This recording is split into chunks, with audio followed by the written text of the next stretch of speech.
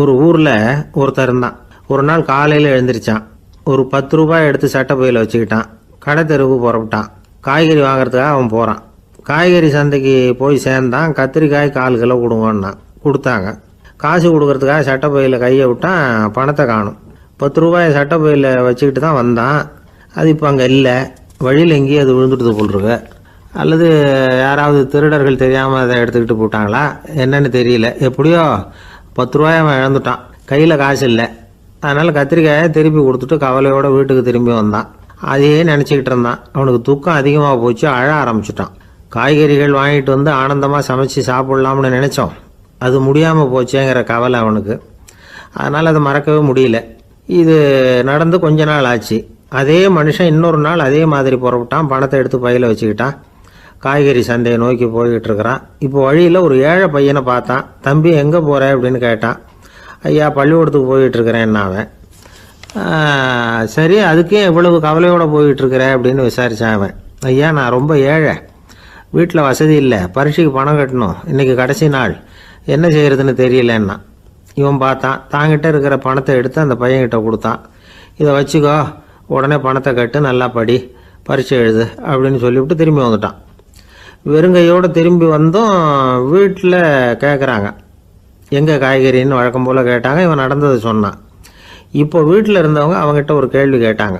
ஏங்க இதே மாதிரி முன்னாடி ஒரு தடவை காய்கறி வாங்க போய் வெறுங்கையோடு திரும்பி வந்தீங்க, இப்போவும் வெறுங்கையோடு தான் திரும்பி வந்திருக்கிறீங்க. ஆனால் முன்னாடி வந்தப்போ வருத்தமாக இருந்தீங்க, இப்போ உங்கள் முகத்தில் வருத்தம் தெரியலையே அப்படின்னு கேட்டிருக்கிறான். அதாவது வீட்டில் இருக்கிறவங்க கேட்டாங்களாம். இப்போ அந்த மனுஷன் யோசிக்க ஆரம்பித்தானான். இந்த 2 நிகழ்வுகளுக்கு என்ன வித்தியாசம்? போன தடவை அவன் பணத்தை இழந்தான், இந்த தடவை அவன் பணத்தை இழந்திருக்கிறான். போன தடவை யாரோ திருடிட்டு போயிட்டாங்க, இந்த தடவை அவனாவே ஒரு பையன் பேரில் இறக்கப்பட்டு எடுத்து கொடுத்துருக்குறான். அன்னைக்கு பணம் போயிட்டுதேன்னு வருத்தமாக இருந்தது, இன்றைக்கி பணம் போனாலும் மனசுக்கு மகிழ்ச்சியாக இருக்குது, நிறைவாக இருக்குது. கொஞ்சம் யோசிச்சு பாருங்கள். பணத்தை இழந்தது மகிழ்ச்சிக்கோ வருத்தத்துக்கோ காரணமாக இருக்க முடியாது. அப்படின்னா வேறு எது காரணம்? அன்றைக்கு பணத்தை இழந்துட்டேன்னு அழுதான், இன்றைக்கு பணத்தை இழந்தாலும் மகிழ்ச்சியாக இருக்கிறான். ஆகவே மகிழ்ச்சிக்கும் துக்கத்துக்கும் இழப்பு காரணம் அல்ல, இழப்பு பற்றிய நம்முடைய அறிவு தான் காரணம் அப்படிங்கிறது பெரியவர்களுடைய கருத்து. எந்த பொருளும் நமக்கு கவலையை உண்டு பண்ணுறதில்ல, அந்த பொருள் பேரில் நாம் வைக்கிற பற்று தான் கவலையை உண்டு பண்ணுது. பொருள்கள் நம்ம விட்டுட்டு போயிட்டா நாம் அழுதுகிட்டு இருக்கிறோம், நாமே அதுகளை விட்டுட்டு வந்துட்டா மகிழ்ச்சியாக இருக்கிறோம். இந்த உண்மையை புரிஞ்சுக்கிட்டு நம்முடைய வாழ்க்கையை நல்ல விதமாக அமைச்சிக்கணும். ஒரு ஆள் அழுதுகிட்டு இருந்தான். ஏன்டா அழுகுறேன்னு கேட்குறார் ஒருத்தர். இழக்கிறதுக்கு எதுவும் இல்லை அதனால் அழறேன்னா. என்னடா சொல்கிறேன்னார். கிட்ட வாங்க சொல்கிறேன்னா. இந்த மணி பர்ஸை வேற ஒருத்தன் பாக்கெட்லேருந்து திருடுனேன், அப்புறம் தான் புரிஞ்சுது அவங்ககிட்ட இழக்கிறதுக்கு எதுவும் இல்லைங்கிறது. ஆமாங்க இது காலி பர்ஸு, அதனால் இப்போ அழுதுகிட்டு இருக்கிறேன், திருடியும் பிரயோஜனம் இல்லை அப்படின்னு சொல்லிவிட்டு அழுதானா. இப்பெல்லாம் நம்ம ஊரில் மாமியார் மருமகள் ஒருத்தர் நல்லா புரிஞ்சுக்கிட்டு நல்ல விதமாக தான் இருக்கிறாங்க பல இடத்துல. அதனால் நான் இப்போ சொல்ல போகிற கதையை கேட்டுவிட்டு இந்த காலத்தில் அவ்வளவு மோசமாக யார் சார் நடந்துக்கிறாங்க அப்படின்னு கேட்டு யாரும் சண்டைக்கு வரக்கூடாது. இன்னொரு உண்மையையும் சொல்லிவிடுறேன். அதாவது இந்த கதையை நமக்கு எழுதி அனுப்பி இருக்கிறதே கொஞ்ச நாளில் மருமகளாகவும் அதுக்கப்புறம் கொஞ்ச காலத்தில் மாமியாராகவும் ஆக போகிற ஒரு நேயர் தான். சரி இந்த கதைக்கு வருவோம். அதாவது ஒரு சின்ன குடும்பம், அந்த வீட்டில் மாமியார் ஆட்சி, அவங்க வச்சது தான் சட்டம். பிள்ளையாண்டான் எப்படின்னா அம்மா சொல்கிறதையும் கேட்டுக்குவான், மனைவி சொல்கிறதையும் கேட்டுக்குவான், நமக்கு என்னத்துக்கு வம்புங்கிற டைப்பு. மருமகள் பேரில் குறை கண்டுபிடிக்கிறதுலேயே அந்த மாமியாருக்கு ஒரு சுவாரஸ்யம். சின்ன சின்ன விஷயத்துலாம் குத்தம் கண்டுபிடிச்சிக்கிட்டே இருக்கிறாங்க. பொதுவாக எல்லாரும் எப்படின்னா ஏதாவது ஒரு காரணத்துக்காக சண்டை போட்டுக்கிட்டு இருப்பாங்க. அந்த அம்மா எப்படின்னா ஏதாவது ஒரு சண்டையை போடுறதுக்காக காரணத்தை தேடிக்கிட்டு இருப்பாங்க. அப்படி ஒரு மனசு. அந்த மருமக பொண்ணு பாவம் பயந்து பயந்து ஒவ்வொரு காரியமும் செஞ்சுக்கிட்டு வந்தது. இப்படியே பல வருஷம் ஓடி போட்டுது. அந்த மாமியாருக்கும் ரொம்ப வயசாகிட்டுது. இருந்தாலும் அந்த பழைய சுபாவம் மட்டும் மாறவே இல்லை. திடீர்னு ஒரு நாள் பக்கவாதம் வந்து அந்த அம்மாவுக்கு ஒரு பக்கம் கை கால் இழுத்துக்கிட்டுது. வாய் சுத்தமாக பேச முடியாமல் போயிட்டுது. சத்தம் மட்டும் வரும். ஒரு பக்கத்து கை காலை அசைக்க முடியும், பேசுகிறதெல்லாம் கையால் தான், அதாவது கை சைகையால். இப்படிப்பட்ட நிலைமையில் கூட அந்த பொண்ணு தண்ணியோ பாலோ இவங்க எதிரில் கொண்டாந்து வச்சா அதை வேணும்னே தட்டி விட்டுட்டு ஒம்பு வளர்க்குறது. அதுக்கப்புறம் அந்த பொண்ணு தரையை சுத்தப்படுத்தும்ல, அதை பார்த்து ரசிக்கிறது. இருந்தாலும் அந்த பொண்ணு இதையெல்லாம் பெருசுப்படுத்தாமல் ரொம்ப பொறுமையாக தான் இருந்தது. ஒரு நாள் வீட்டில் வச்சுருந்த பாலை பூனை குடிச்சிட்டு போயிட்டுது. வயசான காலத்தில் இந்த அம்மா பால் இல்லாமல் கஷ்டப்படுவாங்களே அப்படின்னு நினச்சி பக்கத்து வீட்டில் போய் கொஞ்சம் பால் வாங்கிட்டு வந்து காய்ச்சி மாமியார் முன்னாடி கொண்டாந்து வச்சுது அந்த பொண்ணு. வழக்கம் போல் அந்த அம்மா பாலை தட்டி விட்டுட்டாங்க. இதை அந்த மருமக பொண்ணு கவனிச்சுட்டுது. இவ்வளவு நாள் பொறுமையாக இருந்த இந்த மருமகளுக்கு இன்னைக்கு இதை பார்த்து தான் அசாத்திய கோபம் வந்துட்டுது. கதவுக்கு பக்கத்தில் சாத்தி வச்சிருந்த உலக்கையை எடுத்து மாமியார் தலையில் போட, அது குறி தவறி கழுத்தில் பட, அந்த அம்மா கழுத்தை பிடிச்சிக்கிட்டு ஊன்னு கத்த, இந்த பொண்ணு ஒன்றும் அலட்டிக்காமல் உலக்கையை எடுத்து மறுபடியும் கதவு பக்கம் சாத்தி வச்சுட்டு அது பாட்டுக்கு நடந்து போயிட்டுது. இருந்தாலும் மனசுக்குள்ளே லேசாக ஒரு பயம். கணவன் வீட்டுக்கு வந்ததும் என்ன விஷயம்னு கேட்டால் எப்படி சமாளிக்கிறது? அன்னைக்குன்னு பார்த்து ரொம்ப நேரம் கழித்து வீடு வந்து சேர்ந்தான் கணவன். உடனே அந்த அம்மா புகார் பண்ண ஆரம்பிச்சுட்டுது. பேச்சு தான் வராத, அதனால் ஒரு பக்கத்து கையால் சைகை காட்டுது. கதவுக்கு பக்கத்தில் இருந்த உலக்க பக்கமாக கையை நீட்டி காட்டி, அப்படியே அந்த கையை தன் கழுத்துக்கு பின்பக்கமாக சுற்றி காட்டி, நாக்கை வெளியில் நீட்டி நடந்த விஷயத்தை புரிய வைக்கிறதுக்கு முயற்சி பண்ணுது. இவனுக்கு ஒன்றும் புரியல. என்ன சொல்கிறாங்க அம்மா அப்படின்னு மனைவிகிட்ட கேட்குறான். அதுக்கு அந்த பொண்ணு ரொம்ப புத்திசாலித்தனமா, என்னங்க உங்கள் அம்மா சொல்கிறது உங்களுக்கு இன்னும் புரியலையா? அவங்க உங்களை பார்த்து என்ன சொல்கிறாங்கன்னா, ஏண்டா உலக்க மாதிரி நிற்கிற, சாக போகிற எனக்கு சங்கிலி எதுக்கு, என் கழுத்தில் கிடக்கிற இந்த சங்கிலியை கழட்டி என் மருமக கழுத்தில் போடுறா அப்படின்னு சொல்கிறாங்க அப்படின்னு தான். ஓ அப்படியா விஷயம்னு சொல்லி அம்மா கழுத்தில் இருந்த சங்கிலியை எடுத்து மனைவி கழுத்தில் போட்டுட்டு, அம்மா உன் விருப்பப்படியே போட்டாச்சு, இனிமேலாவது நிம்மதியாக படுத்து தூங்கு அப்படின்னு சொல்லிவிட்டு உள்ளே போயிட்டான். பார்த்தீங்களா கதையை? அதனால தான் மாமியார்கள் சைகை காட்டுறதுன்னா கூட இனிமேல் ஜாக்கிரதையாக இருக்கணும். இந்த உலகத்தில் உண்மையாகவே வேதாந்தம் பேசுகிறவங்களும் உண்டு, உள்ளுக்குள்ளே வேற மாதிரி இருந்துக்கிட்டு வெளியில் வேதாந்தம் பேசுகிறவங்களும் உண்டு. ஒரு ஆள் இருந்தார். அவரும் ஒரு கடை வச்சு வியாபாரம் பண்ணிக்கிட்டு இருந்தார். மகா கஞ்சன், யாருக்கும் எந்த உதவியும் செய்ய மாட்டார். எச்சில் கையென்ன ஈர கையை கூட உதற மாட்டார். அப்படிப்பட்ட மனுஷன். அந்த ஊருக்கு ஒரு முனிவர் வந்துக்கிட்டு இருந்தார். வருஷத்துக்கு ஒரு தடவை வருவார். ஒரு நாள் 2 நாள் இருப்பார், அப்புறம் போயிடுவார். அந்த முனிவர் வர்றப்போலாம் இந்த ஆள் எழுந்திரிச்சு ஓடி போய் அவரை வரவேற்பான். ரொம்ப பெரிய வேதாந்தி மாதிரி அவர்கிட்ட பேசிக்கிட்டு இருப்பான். காயமே இது பொய், வெறும் காற்றடைத்த பையும்மா, தர்மம் தலைகாக்கும்மா, பணம் என்ன சார் பணம், இன்னைக்கு ஒருத்தன் கையில் இருக்கும், நாளைக்கு ஒருத்தன் கையில் இருக்கும், எல்லாம் மாயம், எனக்கு தான் இன்னமும் இந்த சம்சார பந்தத்திலிருந்து விடுபடுறதுக்கு நேரம் வரலேம்மா. அந்த முனிவரும் இந்த ஆள் இப்படி சொல்கிறத கேட்ட உடனே, ஏப்பா அப்படி சொல்கிற, இப்போ கூட நீ சரின்னு சொல்லு, உனக்கு தீட்சை கொடுத்து இதிலேருந்து விடுபடுற ஞானத்தை போதிக்கிறேன் பார். உடனே அந்த ஆள் என்ன சொல்லுவான் தெரியுமா? ஐயோ சாமி, இப்போ அது எப்படிங்க முடியும், பிள்ளைங்கள்லாம் சின்ன சிறுசுங்க, அதுகளுக்கெல்லாம் ஒரு கல்யாணம் காட்சின்னு செஞ்சு கடமையை முடிச்சுட்டா நீங்கள் சொல்கிறபடி செஞ்சு விடலாம்மா. சரின்னு முனிவர் போயிடுவார். அடுத்த வருஷம் வருவார். இவன் வழக்கம் போல் வேதாந்தம் பேசுவான். சரி தீட்சை கொடுக்குறேன் வா அம்பார். பேரம்பேத்தியை பார்க்கணும், கோர்ட்டில் கேஸ் ஒன்று இருக்குது, அது முடியணும் அப்படின்னு தயங்க ஆரம்பிச்சிருவான். எல்லாம் சொல்லுவான், ஆனால் குடிக்கிறதுக்கு தண்ணி கூட கொடுக்க மாட்டான். ரொம்ப வருஷம் கழித்து மறுபடியும் ஒரு நாள் அந்த ஊருக்கு முனிவர் வந்தார். இவன் கடைக்கு வந்தார். அப்புறம் அங்கே கல்லாவில் நம்ம ஆள் இல்லை, அவன் புள்ள தான் உட்காந்துருக்கிறான். அப்பாவை போலவே புள்ளையும் எழுந்திரிச்சு ஓடியாந்து முனிவரை வரவேற்றான். அப்பா எங்கன்னு விசாரித்தார் முனிவர். ஐயோ அதை ஏன் கேட்குறீங்க சாமி, உங்ககிட்ட தீட்சை வாங்கி இந்த சம்சார பந்தத்திலேருந்து விடுதலை பெறணும்னு சொல்லிக்கிட்டே இருப்பார், அது நிறைவேறாமலே போய் சேர்ந்துட்டார். போன மாதம் ஒரு நாள் திடீர்னு நெஞ்சு வலிக்குதுன்னார், அவ்வளோதான் போட்டுன்னு போயிட்டார் அப்படின்னு புலம்புனான் பையன். இதை கேட்டதும் முனிவர் சிரிச்சாரான். அவன் எங்கடா போவான், உன் அப்பா எங்கேயும் போகல, இதோ வாழை ஆட்டிக்கிட்டு உன் காலடியிலே இருந்துக்கிட்டு இருக்கான் பார் அப்படின்னு சொல்லி அங்கே நின்றுக்கிட்டு இருந்த ஒரு நாயை சுட்டி காட்டினாரான். என்ன சாமி சொல்கிறீங்க அப்படின்னு ஆச்சரியமாக கேட்டிருக்கான் பையன். உடனே முனிவர் அந்த நாயோட தலையில் ஒரு தட்டு தட்டி பேசுகிறா அப்படின்னாரான். உடனே அந்த நாய் வேதாந்தம் பேச ஆரம்பிச்சுட்டு தான். காயமே இது போய் வெறும் காற்றடைத்த பை அப்படின்னு தான். முனிவர் சொன்னார், அடே இப்போவும் ஒன்றும் கெட்டு போகல, நீ விரும்புனா சொல்லு, உனக்கு தீட்சை கொடுத்து என் பின்னாடியே அழைச்சிட்டு போயிடுறேன், அங்கே அழைச்சிட்டு போய் உனக்கு ஞானத்தை போதிக்கிறேன், வர்றியா அப்படின்னு கேட்டிருக்கார். உடனே அந்த நாய் சொல்லிச்சான், ஐயோ அதை ஏன் கேட்குறீங்க சாமி, நான் உண்ணாமல் தின்னாமல் ஏராளமான சொத்து சேர்த்து வச்சுட்டேன், என் பிள்ளைங்க அதோட பெருமை தெரியாமல் ராத்திரி நேரம்லாம் கதவை திறந்து போட்டுட்டு தூங்கிடுவாங்க, அதனால் இப்படி நாயாக பிறந்து ராத்திரி பகலாக சுற்றி சுற்றி காவல் காத்துக்கிட்டு கிடக்கிறேன், இப்போ எப்படி சாமி வர முடியும் அப்படின்னு கேட்டுதான். அறியாமையிலேயே சுகம் கண்டு இப்படி இருக்கிற ஆளுங்களுக்கு எப்படி விடுதலை கிடைக்கும், எப்போ விடுதலை கிடைக்கும் அப்படின்னு கேட்குறார் தசாவதானி, திருக்குறள் பேர் ராமையா. அவர் கேட்குறது நியாயம் தானே.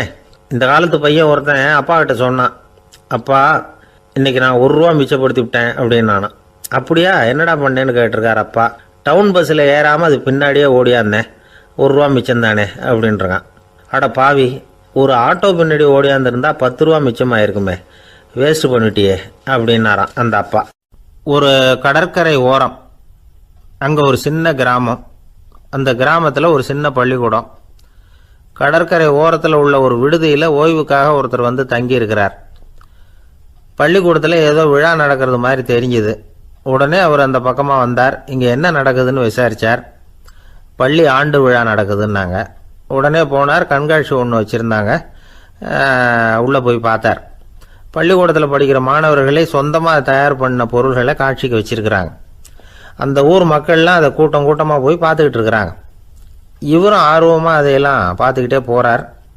ஒரு இடத்துல ஒரு சின்ன ரயில் செஞ்சு வச்சுருந்தாங்க, மாணவர்களே தயார் பண்ணது. மின்சாரத்தால் அது ஓடுறது மாதிரி பண்ணி வச்சுருந்தாங்க. அதில் ஒரு சின்ன பொத்தான் இருக்கும், அது அமுக்குனா ரயில் ஓடும், சுற்றி சுற்றி வரும். மாணவர்கள் எதிரில் நின்று அதுக்கு விளக்கம் கொடுத்துக்கிட்டு இருக்கிறாங்க. இவர் அதை கவனித்தார். ரயில் ஓடுறத பார்த்தார். அங்கே நின்றுக்கிட்டு இருந்த மாணவர்கள்கிட்ட விளையாட்டாக கேட்டார், ஏப்பா இந்த ரயில் எதனால் ஓடுது அப்படின்னு கேட்டார் இவர். சக்தியினால் ஓடுது அப்படின்னாங்க மாணவர்கள். அது என்ன சக்தின்னு கேட்டார். அதுக்கு பேர் மின்சாரம் அப்படின்னாங்க. சரி, நீங்கள் மின்சாரத்தை பார்த்துருக்குறீங்களா அப்படின்னார். நாங்கள் பார்த்தது இல்லைங்க, ஆனால் இதை செய்யறதுக்கு எங்களுக்கு உதவி பண்ண ஆசிரியர் ஒரு பட்டதாரி, ஒரு கால் அவர் பார்த்துருக்கலாம் அப்படின்னாங்க. அவர் எங்கே இருக்காருன்னு கேட்டார். இதோ அழைச்சிட்டு வர்றோம்னு ஓடினாங்க. அவர் அழைச்சிட்டு வந்தாங்க. அவர்கிட்ட ஒரு பெரியவர் கேட்டார், மின்சாரத்தை நீங்கள் பார்த்துருக்குறீங்களா அப்படின்னு. மின்சாரத்தை பார்க்குறதாவது நான் பார்த்ததே இல்லை. நான் பார்த்தது அது செயல்படுற விதத்தை தான். அது விளக்கை வந்து எரிய வைக்குது, ரயிலை ஓட வைக்குது, இது மாதிரி எத்தனையோ எந்திரங்களை வந்து செயல்பட வைக்குது. ஆனால் உண்மையிலேயே அது என்னன்னு எனக்கு தெரியாது. ஒருவேளை இந்த பள்ளிக்கூடத்து தலைமை ஆசிரியருக்கு தெரிஞ்சிருக்கலாம், ஏன்னா அவர் ஒரு மேல்நிலை பட்டதாரி அப்படின்னாராம் அவர். சரின்னு போய் தலைமை ஆசிரியரை கூப்பிட்டுக்கிட்டு வந்தாங்க. அவர்கிட்டையும் இதே கேள்வி கேட்டாராம் அவர். மன்னிக்கணும், இந்த கேள்வியை இதுவரைக்கும் யாரும் என்கிட்ட கேட்டதில்லை. சக்தியை யாரும் பார்க்க முடியாது, ஆனால் அது செயல்படும் விதத்தை தான் பார்க்க முடியும் அப்படின்னாராம் அவர். இப்போ இதுவரைக்கும் கேட்டுக்கிட்டு இருந்த பெரியவர் சிரித்தார். சிரிச்சுட்டு சொன்னாராம், சரி அதுக்காக ஒன்றும் கவலைப்படாதீங்க, என்னுடைய பெயர் தாமஸ் ஆல்வா எடிசன் அப்படின்னாராம். இதை கேட்டதும் அங்கே இருந்தவங்களுக்கெல்லாம் அதிர்ச்சி, ஆச்சரியம். என்னது, நீங்கள் தானா எடிசன்? நீங்கள் எவ்வளவு மின்சார கருவிகளை உண்டாக்கி இருக்கிறீங்க, நீங்களா இந்த கேள்வியை கேட்டது அப்படின்னாங்களாம். ஆமாம், நான் தான் கேட்குறேன், ஏன்னா நானே மின்சாரத்தை பார்த்தது கிடையாது அப்படின்னாராம் அவர். அன்புங்கிறது இப்படிப்பட்டது தாங்கிறார் ஓஷோ. அன்புங்கிறது நம்ம உடற்கூறு அமைப்பில் இல்லை, அது நம்ம உடம்புல உள்ள சுத்த சக்தியின் வெளிப்பாடு. அதை உணரத்தான் முடியுமே தவிர பார்க்க முடியாது. அன்பே உன்னை வந்து நான் என் இருதயத்தில் வச்சிருக்கிறேன் அப்படின்னுலாம் சொல்லுவான். இதெல்லாம் சும்மா. இது வந்து டாக்டர்கள் சொல்கிற இருதயம் கிடையாது. அது வந்து ரத்தத்தை தள்ளுகிற ஒரு கருவி, அவ்வளவுதான். ஞானிகள் சொல்லுகிற இதயம் வேற, அது கண்ணுக்கு புலப்படாத ஒரு சக்தி. என்னுடைய இதயம் ரொம்ப விசாலமானது சார் அப்படின்னார் ஒருத்தர்.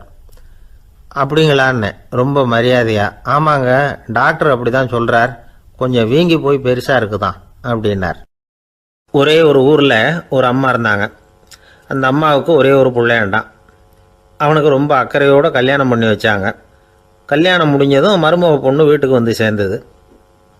அப்பாடா, என் கடமை முடிஞ்சுது, இனிமே அக்கடான்னு எங்கேயாவது ஒரு மூலையில் படுத்து கிடக்கலாம் அப்படின்னு நினச்சாங்க அந்த அம்மா. ஆனால் நினைக்கிறபடி எங்கே நடக்குது? அதுக்கப்புறம் தான் பிரச்சனையே ஆரம்பமாச்சு. மருமகள் குணம் சரியில்லை, ஒரு மாதிரி.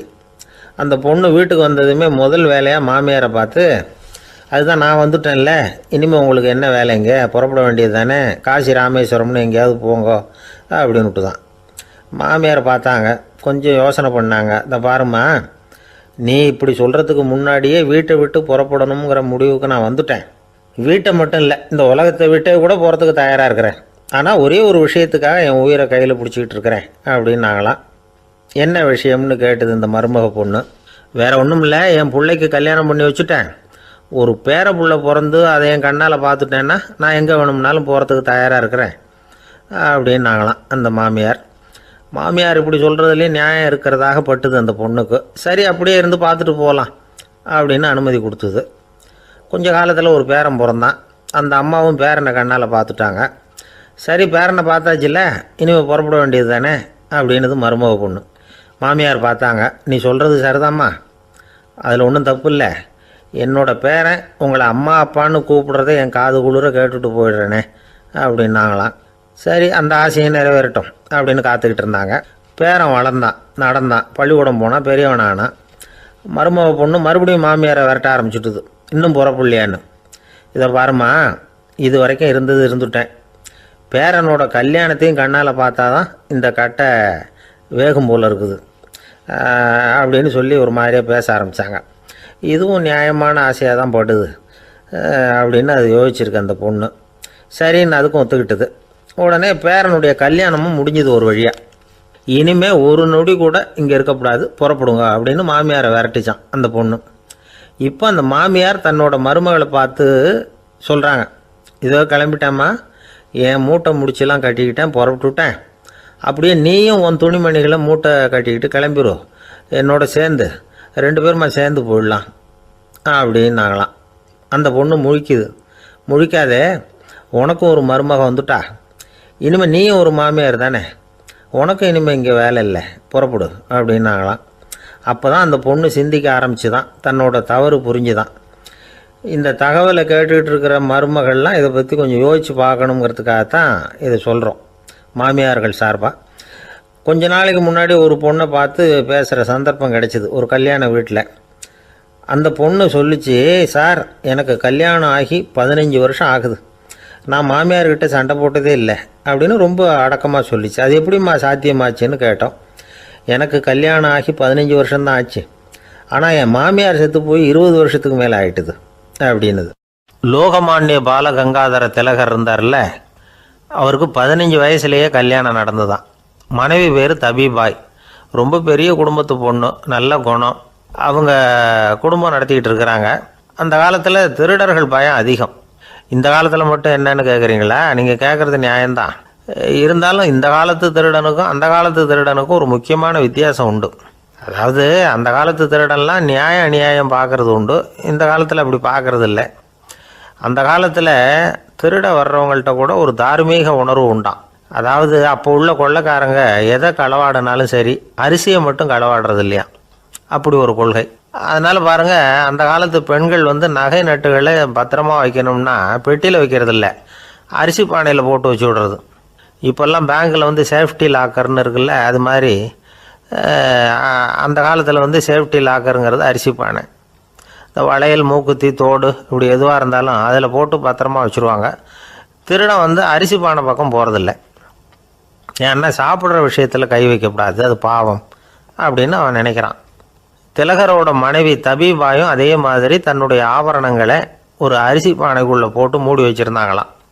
இப்படி இருந்தப்போ ஒரு நாள் ஒரு பிச்சைக்கார பொண்ணு வீடு வீடாக பிச்சை கேட்டுக்கிட்டே வந்திருக்குது. திலகர் வீட்டுக்கும் தர்மம் போடுங்க தாயே அப்படின்னு தான் அந்த பொண்ணு. அந்த அம்மா தபிபாய் காதில் இது விழுந்திருக்கு. உடனே கை நிறைய அரிசி அள்ளிக்கிட்டு போட்டிருக்கு.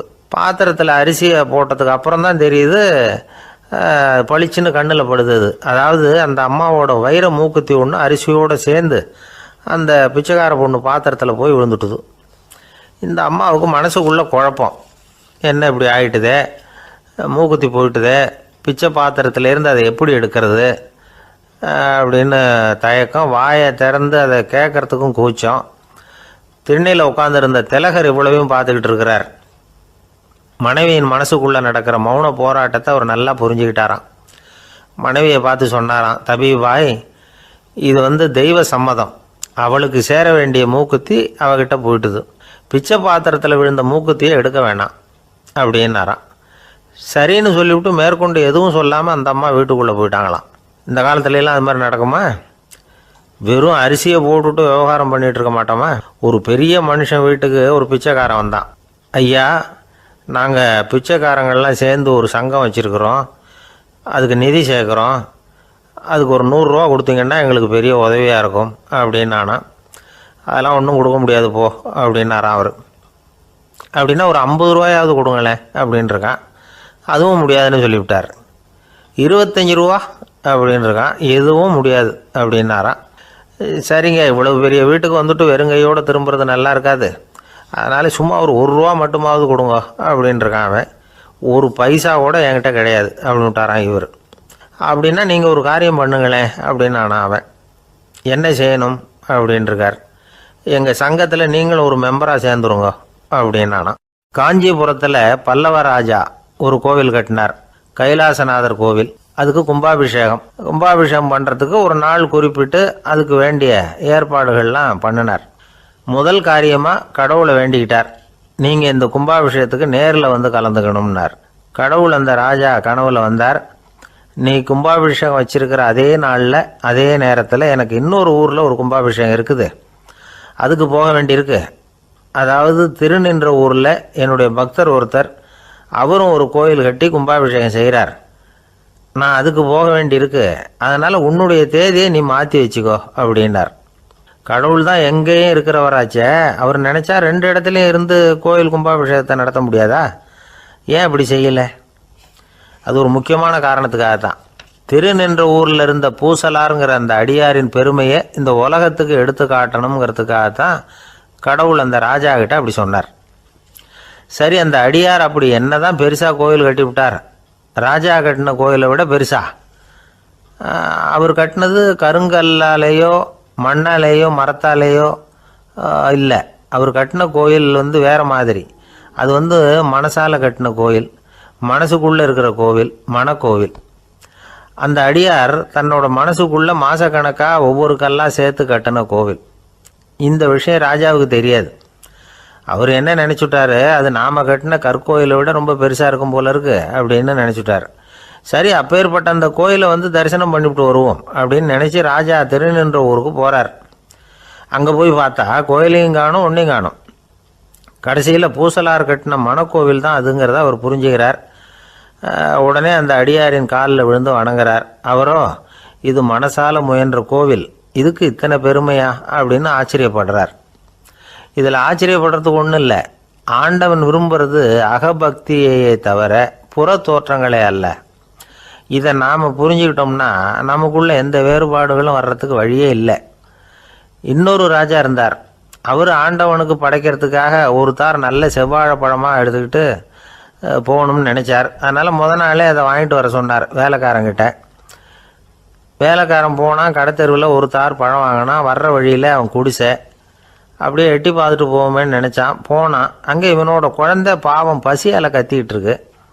இவன் பார்த்தான், இவ்வளவு பெரிய தாரில் ஒரு 2 பழம் எடுத்தா தெரியவா போகுது அப்படின்னு நினச்சி ஒரு 2 பழத்தை பிச்சு அந்த குழந்தைகிட்ட கொடுத்தான். அதை வாங்கி வயிறார சாப்பிட்டுது, பசி அடங்குச்சு, விளையாட போயிட்டுது.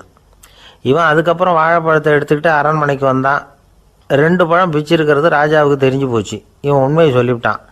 உடனே ராஜா, கடவுளுக்கு படைக்க வேண்டிய பொருளை குழந்தை எச்சில் பண்ண விட்டுருக்கியே அப்படின்னு சொல்லி அவனை கட்டி வச்சு சாட்டையால் அடித்தார் பாவம்.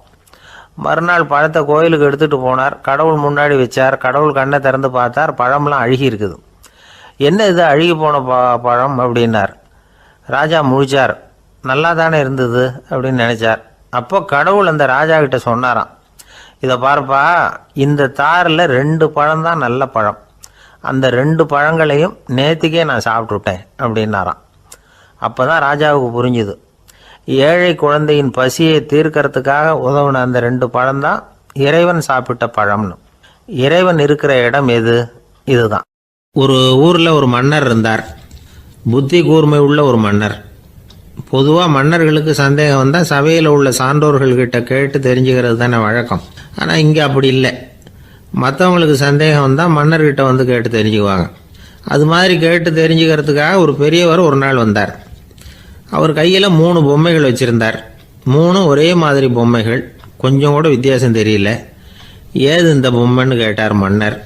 எனக்கு வேண்டியப்பட்ட ஒருத்தங்கிட்ட இருந்து இதை வாங்கிட்டு வந்திருக்கிறேன், நான் தான் அவன்கிட்ட இந்த பொம்மையை செஞ்சு கொடுக்கும்படியா கேட்டுக்கிட்டேன். அவன் ரொம்ப புத்திசாலி, அவன் தான் இதை செஞ்சு கொடுத்தான். ஆனால் அதில் ஒரு சிக்கல் அப்படின்னார். என்ன பிரச்சனைன்னு கேட்டிருக்கார் இவர். நான் அவன்கிட்ட கேட்டது 3 விதமான பொம்மைகளாக இருக்கணும்னு கேட்டேன்.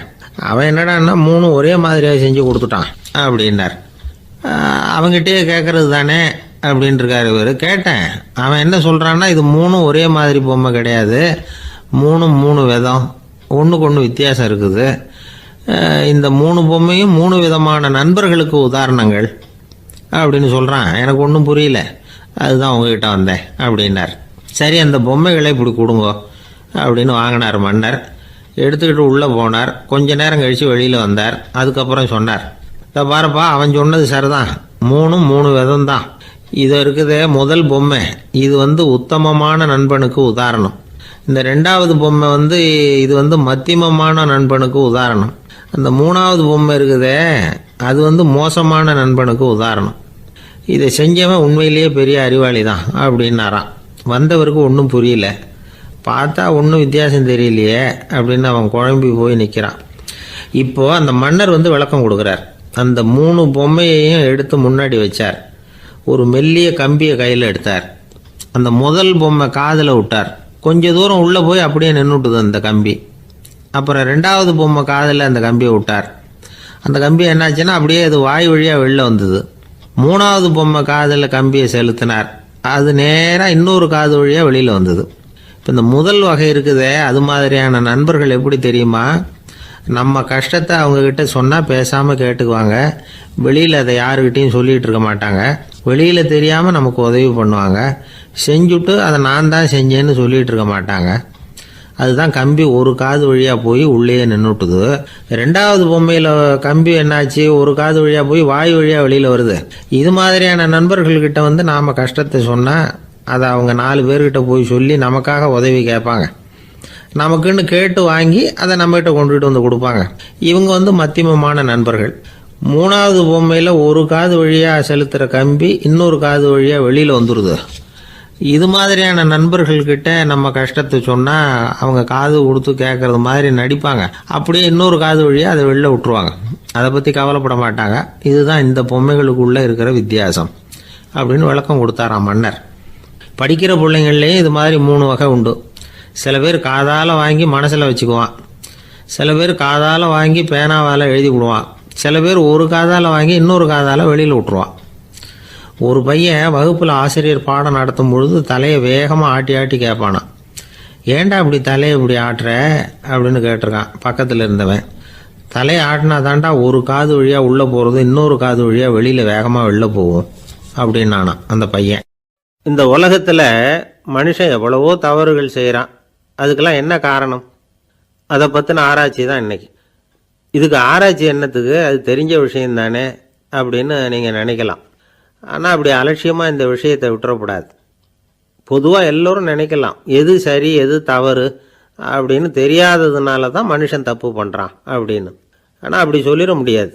மனுஷன் தெரிஞ்சே தான் தவறுகள் பண்ணுறான். இப்போ உதாரணத்துக்கு ஒரு சாலையில் இடது பக்கம் போக வேண்டிய ஒருத்தர் நடுக்கோட்டை தாண்டி வலது பக்கமாக வண்டியை ஓட்டிகிட்டு போகிறாருன்னு வச்சுங்க. என்னப்பா இது தப்பு இல்லையா அப்படின்னு அவர்கிட்ட கேட்டால், அதெல்லாம் எனக்கு தெரியும், நீ உன் வேலையை பார்த்துட்டு போ அப்படிம்பார். வலது பக்கமாக போகிறது தப்புன்னு தெரிஞ்சே தான் அவர் அப்படி செய்கிறார், அப்படி போகிறார். பெரிய உத்தியோகத்தில் இருக்கிறவங்க கூட லஞ்சம் வாங்குறாங்க. அவங்களுக்கெல்லாம் லஞ்சம் வாங்குறது தப்புன்னு தெரியலன்னு அர்த்தம். திருடுறது தப்புன்னு தெரியாமலாம் மனுஷன் திருடுறான். நல்லாவே தெரியும். நீங்கள் வேணும்னா கேட்டு பாருங்கள், வேறு வழி இல்லை அதனால தான் திருடுறேன்பா. திருடுறது ஒரு புண்ணியமான காரியம்னு திருடனே கூட சொல்ல மாட்டான்.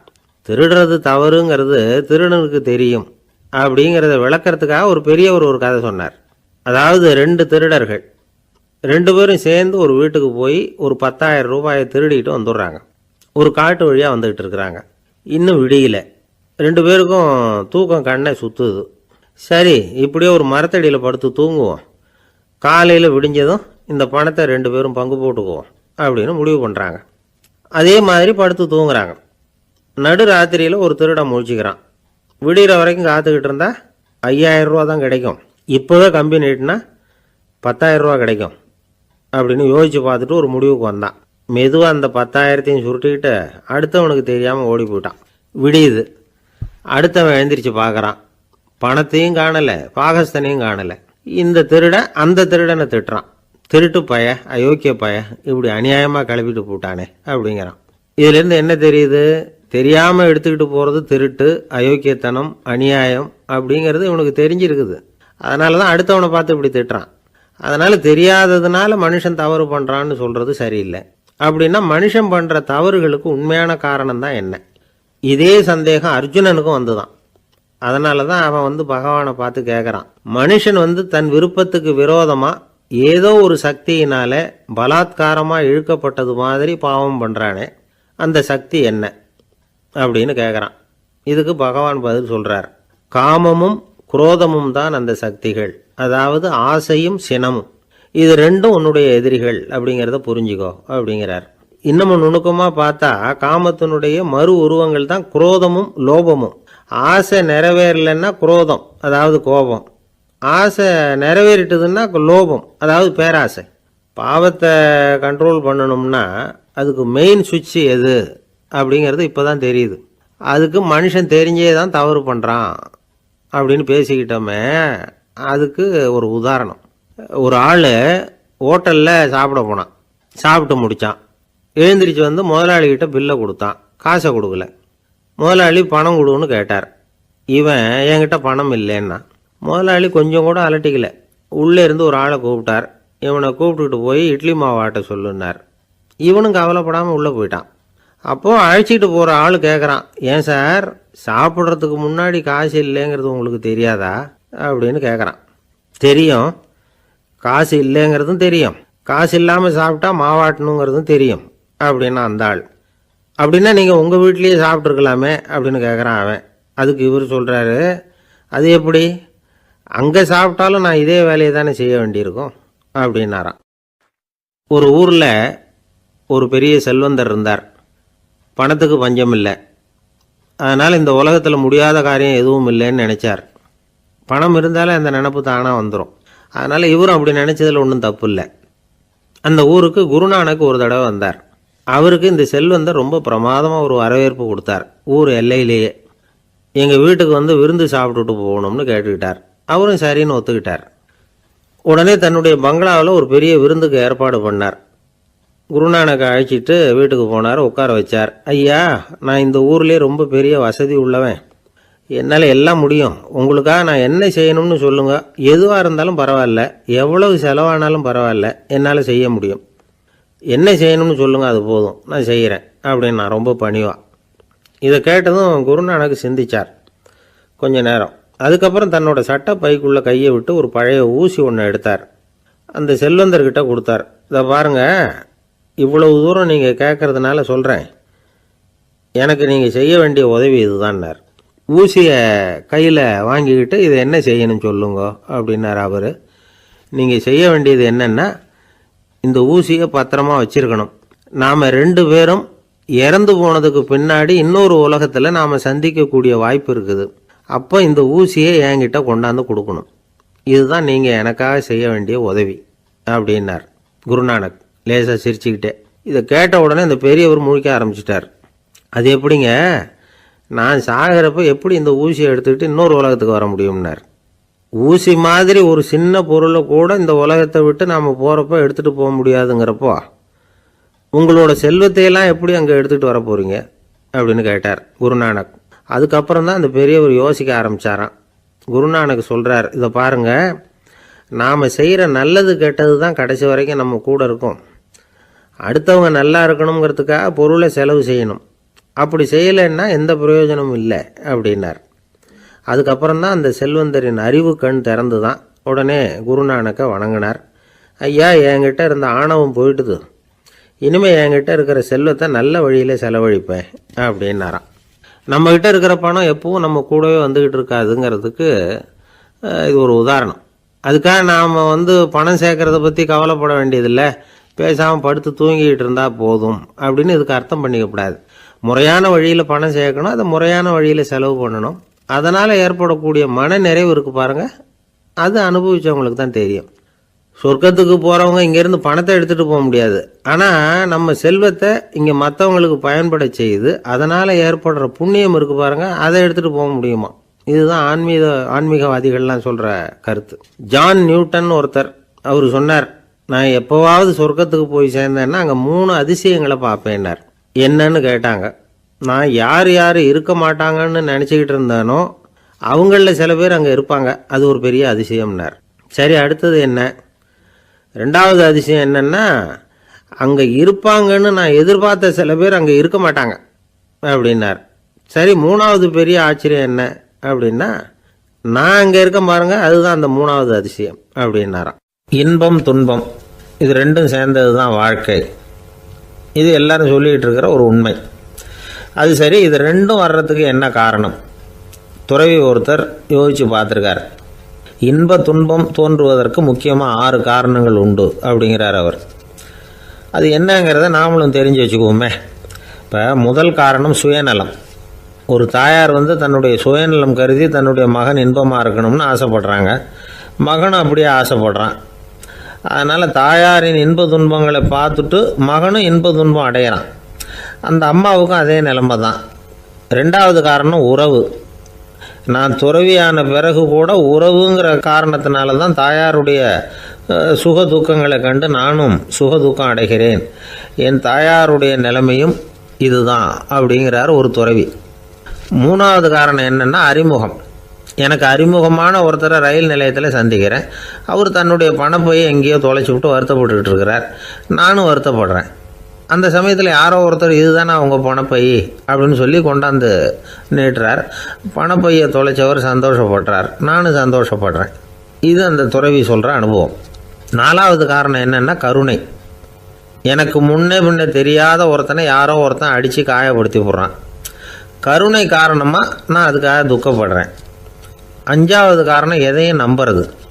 ஒரு பசுமாட்டை ஒரு முரணை அடிச்சுக்கிட்டு இருக்கிறான் அப்படின்னு ஒருத்தர் நம்மகிட்ட சொல்கிறாருன்னு வைங்க, உடனே நான் துக்கப்படுறேன். இன்னொருத்தர் அந்த முரணனை போலீஸ்காரங்க பிடிச்சிட்டு போயிட்டாங்கன்னு சொல்லி சொல்கிறாரு, நான் உடனே சந்தோஷப்படுறேன். 3வதாக ஒருத்தர் முதல் 2 பேரும் சொன்னது பொய்யுங்கிறார். அப்போ நான் இன்ப துன்பம் ரெண்டுமே இல்லாமல் நிம்மதியாக இருக்கிறேன். இது ஒரு விதம். அடுத்தது 6வது காரணம் என்னென்னா தன்மயமாகுதல். ஒரு நாவல் படிச்சுக்கிட்டு இருக்கிறோம், அதில் வர்ற பாத்திரங்களோடு நாம் ஒன்றி போயிடுறோம். அதில் வர்ற பாத்திரங்கள் சிரிச்சுதுன்னா நாமளும் சிரிக்கிறோம், அது அழுதுன்னா நாமளும் அழறோம். அதெல்லாம் அந்த துறவி சொல்கிற அனுபவ உண்மைகள்.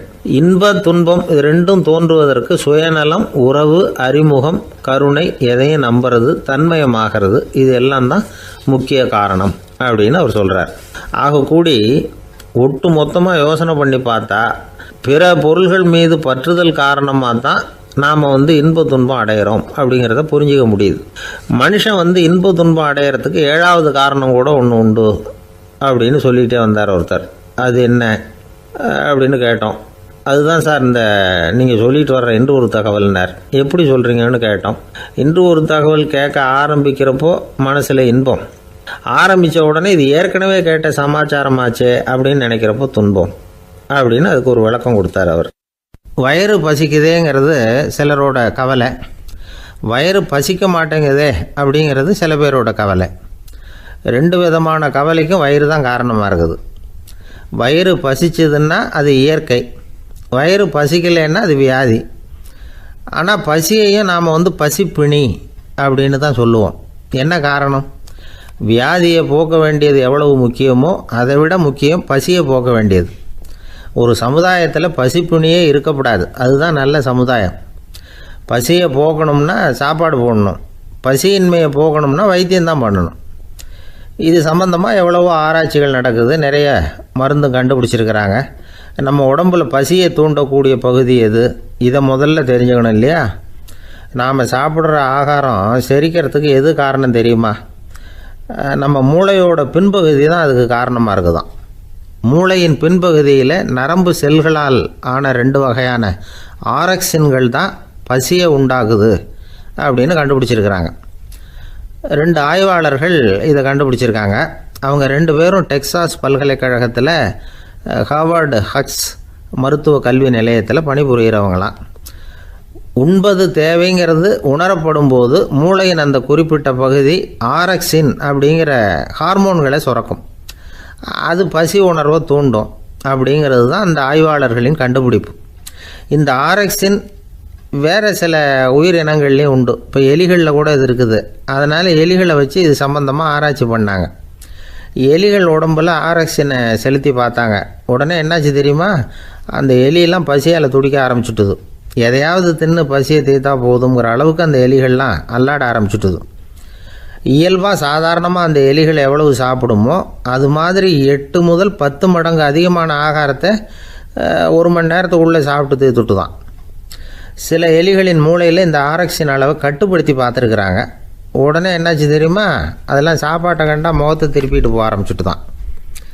அந்த எலிகளுக்கு பசி எடுக்கலையா. இந்த ஆராய்ச்சியின் அடிப்படையில் பசியை எடுக்காமல் இருக்கிற மனிதர்களுக்கும் பசியை தூண்ட முடியும் அப்படின்னு சொல்லி ஆராய்ச்சியாளர்கள் தெரிவிச்சிருக்கிறாங்க. ஆக ஆரக்சின் தான் பசிக்கு காரணம்ங்கிறது தெரிஞ்சு போச்சு. சரி, இந்த ஆரக்சின் அப்படின்னா என்ன? அது ஒரு கிரேக்க சொல். அதுக்கு பசின்னு அர்த்தம். நம்ம ஆளுங்களுக்கெல்லாம் பசியை தூண்டுறதுக்கு மருந்து தேவையில்லை, பசியை குறைக்கிறதுக்கு தான் மருந்து தேவை. ஒரு அம்மா டாக்டரை தேடி வந்தாங்களாம். டாக்டர், எங்கள் வீட்டுக்காரருக்கு திடீர்னு அகோர பசி, நிறைய சமைச்சு போடுறேன், அவ்வளவையும் சாப்பிட்டுட்டு கீழே கிடக்கிற குப்பை கூலங்களையும் எடுத்து சாப்பிட ஆரம்பிச்சுட்றார், என்னன்னு கவனித்து பாருங்கள் அப்படின்னாங்களாம். எவ்வளோ நாளாக அப்படி இருக்குதுன்னு கேட்டிருக்காரு டாக்டர். 1 வாரமாக அப்படி இருக்குதுன்னாங்களாம். இவ்வளவு நாளாக ஏன் சும்மா இருந்தீங்க, ஆரம்பத்திலே இங்கே அழைச்சிட்டு வர வேண்டியது தானே அப்படின்னாரான் டாக்டர். அது ஒன்றும் இல்லை டாக்டர், வீடு பூரா சுத்தமாகட்டுமேன்னு பார்த்துக்கிட்டு இருந்தேன் அப்படின்னாங்களாம் அந்த அம்மா. ஒரு மாணவனை பார்த்தேன், என்ன தம்பி படிப்புலாம் எப்படி இருக்குது அப்படின்னு விசாரித்தேன். அவன் ரொம்ப அழுத்துக்கிட்டான். நான் நல்லா தான் சார் படிக்கிறேன், இருந்தாலும் புத்தியில் சரியாக ஏற மாட்டேங்குது சார் அப்படின்னா. சரி, இவனும் நம்ம ரகம்தான் அப்படின்னு சொல்லி முடிவு பண்ணிக்கிட்டோம். கல்வி கற்கக்கூடிய ஒரு மாணவன் சம்பந்தப்படுற புத்திகள் பல வகை. அதை பற்றி ஒரு பெரியவர் விளக்கி இருக்கிறார். மிருத்து புத்தின்னு ஒன்று இருக்குதான். மிருத்துன்னா மண். மண்ணால் செவுறு கட்டுறோம்ல, மண் சுவரில் ஆணி அடிக்கிறதும் சுலபம், அதை பிடுங்கி எடுக்கிறதும் சுலபம். அது மாதிரி சில பேர் குரு சொல்லி கொடுக்குறத சுலபமாக கேட்டு தெரிஞ்சு வச்சுக்குவாங்க, கொஞ்ச நேரத்தில் சுலபமாக மறந்தும் போயிடுவாங்க. இது மிருத்து புத்தின்னு பேர், மண் புத்தி. தாரு புத்தின்னு ஒன்று உண்டான். தாருன்னா மரம். அதில் பச்சை மரத்தில் ஆணி அடிக்கிறது சுலபம், ஆனால் அதை எடுக்கிறது கஷ்டம். அது மாதிரி ஆசிரியர்கிட்டேருந்து கேட்டதை கவனமாக மனசில் பதிய வச்சுக்கிட்டு அதை மறக்காமல் இருக்கிறது தாரு புத்தி. பட்டை மரமாக இருந்தால் அதில் ஆணி அடிக்கிறதும் கஷ்டம், அடிக்கிற ஆணியும் சீக்கிரம் நழுவிடும். அது மாதிரி கேட்குற விஷயம் மனசில் பதியறதும் கஷ்டம். அப்படியே பதிஞ்சாலும் அது நீடிச்சு இருக்கிறதும் கஷ்டம், கொஞ்ச காலத்தில் மறந்துடும். இன்னொரு வகை புத்தி ஒன்று உண்டு, அதுக்கு பேர் சிலா புத்தின்னு பேர். சிலான்னா கல். ஒரு கருங்கல்லில் 4 துளையை போட்டு ஒரு துளையில் உளியை வச்சு அடித்தா மற்ற துளை வழியாகவும் பிளந்து கல் 2 ஆகிடும். அது மாதிரி சந்தியான இடங்களில் குறிப்பாக ஒரு பொருளை சொன்னால் அதை வச்சுக்கிட்டு மற்றதையும் தெரிஞ்சுக்கிறது, அது சிலா புத்தின்னு பேர். வேணு புத்தின்னா என்ன தெரியுமா? வேணுன்னா மூங்கில். மூங்கில் கணுவில் ஒரு பக்கம் உளியை வச்சு அடித்தா 2 பக்கமும் பிளந்துடும். அது மாதிரி ஒரு செய்தியை கேட்டுக்கிட்டு இருக்கிறப்பவே அதோட முன்பின் தொடர்களையும் தெரிஞ்சுக்கணும், அது வேணு புத்தி. தைல புத்தின்னு ஒன்று உண்டு. தைலம்ங்கிறது எண்ணெய். தண்ணியில் ஒரு துளி எண்ணெயை விட்டால் அது தண்ணி பூரா பரவி போடுதில்ல, அது இப்படி பரவுறது மாதிரி ஆசிரியர் சுருக்கமாக ஒரு கருத்தை சொன்னால் அதை வச்சுக்கிட்டு பூரா விஷயங்களையும் தெரிஞ்சுக்கணும், அது தைல புத்தி. கற்பூர புத்தின்னு ஒன்று கேள்விப்பட்டிருக்கோம். அது எப்படின்னா, கற்பூரம் தீ பட்ட உடனே பிடிச்சிக்கும். ஆசிரியர் சொன்ன உடனே நுண்ணறிவோட பாடங்களை புரிஞ்சுக்கிறது இந்த வகை புத்தி. கரி புத்தின்னு ஒன்று. அது எப்படின்னா, கரியில் நெருப்பை வச்சு விசிறிய பிறகு அதுக்கப்புறம் அது கறி நெருப்பாகும். அது மாதிரி காலம்பரை சாயந்தர வேலைகளில் ஆசிரியர் பாடம் சொல்லி கொடுப்பார், அதை கொண்டு புரிஞ்சுக்கிறது இந்த வகை. கதலித்தண்டு புத்தின்னு ஒன்று சொல்லுவாங்க. கதலிங்கிறது வாழை மரம். வாழைத்தண்டில் தீ வைக்கிறது எவ்வளவு சிரமமோ அவ்வளவு சிரமத்தோடு கல்வி கற்கிறது கதலித்தண்டு புத்தி. இதை தவிர இன்னும் சில வகையான மாணவர்களை கூட அடையாளம் காட்டுறாங்க. ஆசிரியர் சொன்னதில் நல்லதை மட்டும் எடுத்துக்கிறவன் அன்னம். ஆசிரியர் கிடைச்ச இடத்துல பாடத்தை கேட்டுக்கிட்டு பிறகு தனியாக உட்காந்து சிந்திக்கிறவன் பசு. பசுமாடு அப்படி தானே, புல் கண்ட இடத்துல மேயும், அதுக்கப்புறம் நிதானமாக அசை போட்டுக்கும். ஆசிரியர் சொன்னதை தவிர வேறு எதையும் சொல்ல முடியாதவன் கிளி. பல இடங்களில் பாடங்கள் கேட்டு கடைசியில் ஒன்றும் புரியாமல் போகிறவன் ஆடு. ஆடு ஒரு செடியில் வயிறார மேயாது, ஒரே செடியில். இக்கரைக்கு அக்கறை பச்சைன்னு அங்கேயும் இங்கேயும் அலைஞ்சிக்கிட்டே இருக்கும். சில பேருக்கு எருமைன்னு பேர். எருமை எப்படின்னா, குளத்து நீரை கலக்கி தான் குடிக்கும். அது மாதிரி ஆசிரியர் மனசை நோக செய்து பயில்கிற மாணவர்கள்லாம் இந்த ரகம். இவ்வளவுலாம் இருந்தாலும் இந்த காலத்து மாணவர்கள்லாம் ஒரு தனி ரகம். ஒரு ஆசிரியர் வகுப்பில் பாடம் நடத்திக்கிட்டு இருந்தார். இலக்கண வகுப்பு. இறந்த காலம், நிகழ்காலம், எதிர்காலம், past tense, present tense, future tense, இதை பற்றிலாம் பாடம் நடத்துகிறார். எல்லாம் சொல்லி கொடுத்துட்டு, இப்போ நான் ஒரு வாக்கியம் சொல்லுவேன், அது என்ன காலம் அப்படிங்கிறத நீங்கள் சொல்லணும்னார் ஆசிரியர். சரி, நாங்கள் மாணவர்கள்லாம் நான் நாளைக்கும் பாடம் நடத்தப் போகிறேன். இது என்ன காலம் அப்படின்னு கேட்டார் ஆசிரியர். அதாவது நான் நாளைக்கும் பாடம் நடத்தப் போகிறேன், இந்த வாக்கியம் என்ன காலம்னு கேட்டார். ஒரு பையன் மெதுவாக எழுந்திரிச்சு சொன்னான், இது எங்கே போதாத காலம் சார் அப்படின்னு சொல்லிவிட்டு உட்காந்துட்டானா. ஒருத்தர் ஓடி வந்தார். இன்னொருத்தரை பார்த்து, சார் உங்கள் சைக்கிளை ஒரு நாள் இரவல் கொடுங்களேன், பக்கத்து ஊருக்கு போயிட்டு வர வேண்டியிருக்கு அப்படின்னார். இவர் சைக்கிளை கொடுத்து பத்திரமா கொண்டுகிட்டு போங்கன்னார். சார் இதை பத்திரமா கொண்டு போகிறேன், கவலையே வேணாம், ஏன்னா இது உங்களோட சைக்கிள் அப்படின்னு நான் நினைக்கல, என்னோட சைக்கிளாக நினைக்கிறேன் அப்படின்னார். அதுக்கப்புறம் தான் இவருக்கு உண்மையாகவே பயம் வந்துட்டுது. ஏன்னா அவர் சொன்னது மாதிரி அதை தன்னோட சைக்கிளாகவே நினச்சி தள்ளிட்டு போட்டால் என்ன பண்ணுறது? எது எதை நம்முடையதாக நினைக்கணுங்கிறதுக்கு ஒரு வரையறை இருக்குது. சில பேர் ஆஃபீஸையே வீடாக நினச்சி விடுறது உண்டு. அப்படிப்பட்டவங்க கூட வீட்டை ஆஃபீஸாக நினைக்கிறதில்ல. ஏன்னா வீட்டில் இவர் ஆஃபீஸராக நடந்துக்க முடியறதில்ல. இதெல்லாம் ஒரு பக்கம் இருக்கட்டும், இப்போ விஷயத்துக்கு வருவோம். பொறியியல் மேதை டாக்டர் விஸ்வேஸ்வரய்யா இருந்தார் இல்லையா, பாரத ரத்னா விருதெல்லாம் கொடுத்தாங்களே. ஆஃபீஸ் வேலை வேறு, சொந்த வேலை வேறு அப்படிங்கிறதுக்கு ஒரு உதாரணமாக இருந்தவர் அவர். மைசூர் மகாராஜா கிட்ட திவானாக இருந்தார். அவர் ஒரு நாள் அரசாங்க வேலை காரணமாக வெளியூர் போயிருந்தார். ஹாசன்கிற ஊருக்கு பக்கத்தில் ஒரு பயண மாளிகை, அங்கே தங்கிவிட்டார். ராத்திரி அங்கே தங்கி இருந்துட்டு விடிஞ்சதும் ஊருக்கு திரும்புறதாக திட்டம். ராத்திரி தூங்கிறதுக்கு ரொம்ப நேரம் ஆகிட்டுது. ரொம்ப நேரம் வரைக்கும் அரசாங்க சம்பந்தப்பட்ட வேலைகளையே பார்த்துக்கிட்டு இருக்கிறார். அரசாங்க ஃபைல்கள் நிறைய இருந்தது. அதையெல்லாம் ஒவ்வொன்றா எடுத்தார், படித்து பார்த்தார், பரிசீலனை பண்ணார். அதில் எழுத வேண்டியதை எழுதினார், கையெழுத்து போட்டார். ஒரு வழியாக அந்த வேலையெல்லாம் முடிஞ்சுது. அதுக்கப்புறம் என்ன பண்ணார்னா, தன்னுடைய சூட்கேஸை திறந்தார். அதிலிருந்து 2 மெழுகுவத்தியை எடுத்து கொளுத்தி வச்சார். அந்த பயண மாளிகையில் அது வரைக்கும் எரிஞ்சிக்கிட்டு இருந்த மின்சார விளக்குகளை அணைச்சிட்டார். அதுக்கு பிறகு அந்த மெழுகுவத்தி வெளிச்சத்தில் சில புத்தகங்களை தொடர்ந்து படிக்க ஆரம்பிச்சிட்டார். அந்த பயண மாளிகையில் பணியாளராக இருந்தவர் இதை பார்த்துட்டு ஓடி வந்தார். மறுபடியும் மின் விளக்கை போடுறதுக்காக போனார். விஸ்வேஸ்வரய்யா அதை பார்த்துட்டு போட வேணாம்ட்டாராம். இது வரைக்கும் நான் அரசாங்க அலுவல்களை கவனிச்சிக்கிட்டு இருந்தேன், அதனால் மின் விளக்குகள் அப்போ எரிஞ்சதில் தப்பு இல்லை. இப்போ நான் புத்தகம் படிச்சுக்கிட்டு இருக்கேன், இது என்னுடைய சொந்த வேலை, இங்கே இருக்கிற மின் விளக்கு அதுக்காக ஏன் எரியணும் அப்படின்னு கேட்டாராம். இப்போ இருக்கிற சில அரசு பணியாளர்கள்கிட்ட இந்த சம்பவத்தை பேச்சோட பேச்சாக சொல்லி பார்த்தேன். அவங்களால இதை ஜீரணிக்கவே முடியல. நேர்மை தேவை தான் சார், அதுக்காக அவ்வளவு தூரத்துக்கு அது தேவையா அப்படிங்கிறாங்க. விஸ்வேஸ்வரய்யா அப்படி பண்ணினது தான் ஒரு நேர்மையாளர் அப்படின்னு இந்த உலகத்துக்கு நிரூபிக்கணுங்கிறதுக்காக இல்லை. தான் அப்படி நடந்து காட்டினா தன்னை சுற்றி இருக்கிறவங்களும் அதை கேள்விப்படுறவங்களும் முடிஞ்ச அளவுக்கு பொது வாழ்க்கையில் அரசு பணியில் நேர்மையை கடைபிடிக்க முயற்சி பண்ணலாமே அப்படிங்கிறதுக்காகத்தான். இப்போவும் சில பேர் இருக்கிறாங்க, இவங்க ஆஃபீஸ் வேறு வீடு வேறேன்னு நினைக்கிறதில்ல, அவ்வளோ உரிமை. ஒருத்தர் அப்படி தான், அவருக்கு அவசரமாக 5000 ரூபா தேவைப்பட்டது. ஆஃபீஸு பணத்தை எடுத்துக்கிட்டார். அந்த நேரம் பார்த்து ஆடிட் வந்துட்டுது, ஆப்பிட்டுக்கிட்டார். விசாரணை நடக்குது. அவர் சொல்கிறார், சார் நான் நேரம் காலம் பார்க்காம ஆஃபீஸில் வேலை செய்வேன், ஏன்னா அதை என்னோடய ஆஃபீஸாக நினைக்கிறேன். அவசரத்துக்கு அந்த பணத்தை எடுத்தேன், மறுபடியும் வச்சுடலாம்னு தான் இருந்தேன், அதுக்குள்ளே இப்படி ஆகிட்டுது. நீங்கள் என்ன நினச்சாலும் சரி, நான் ஆஃபீஸ் வேறு வீடு வேறு அப்படின்னு நினைக்கிறதில்ல, அது என்னோடய சுபாவம் அப்படின்னார். விசாரணை பண்ணவர் தீர்ப்பு வழங்கினார். உங்கள் சுபாவத்துக்கு மதிப்பு கொடுத்து நானும் தீர்ப்பு வழங்குறேன். நீங்கள் கொஞ்ச நாள் ஜெயிலில் இருந்துட்டு வாங்க, அது உங்களுக்கு கஷ்டமாக இருக்காதுன்னு நினைக்கிறேன். ஏன்னா அங்கே போனாலும் நீங்கள் உங்கள் சுபாவப்படி வீடு வேறு ஜெயில் வேறேன்னு நினைக்க மாட்டீங்க அப்படின்னாராம். ஒரு நாள் ஒரு நண்பரை சந்தித்தேன். உங்கள் வீடு எதுன்னு உங்களுக்கு தெரியுமா சார்ன்னு. அவர் என்னை ஒரு மாதிரியாக பார்த்தார். அப்புறம் சொன்னார், தெரியும் அப்படின்னாரு.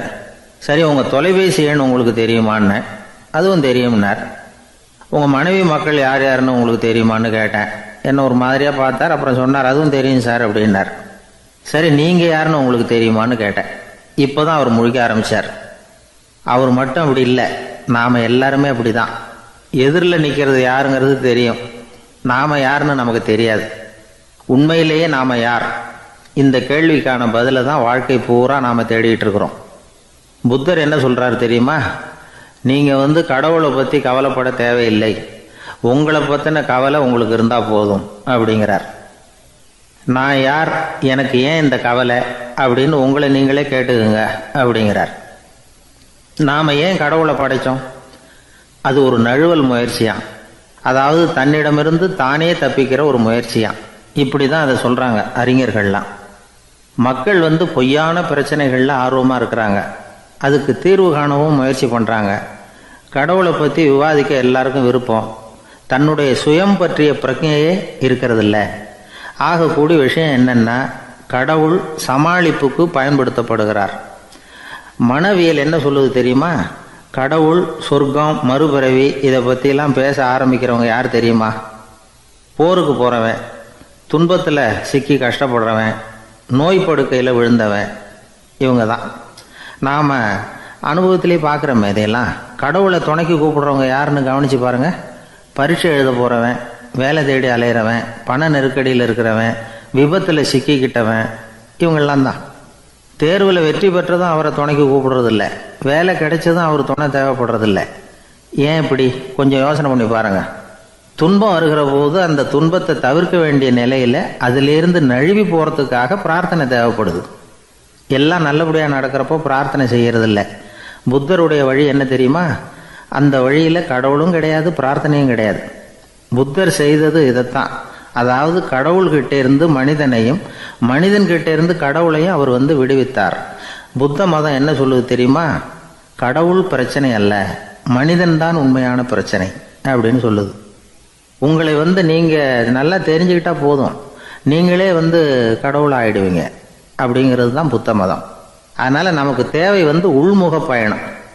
நான் யார் அப்படிங்கிற கேள்வியோடு உள்ளே போகணும். அங்கே போனால் தான் தெரியும் நான் அப்படின்னு அங்கே யாருமே இல்லைங்கிறது. இதெல்லாம் புத்தர் சொல்லுகிற ஒரு தத்துவம்.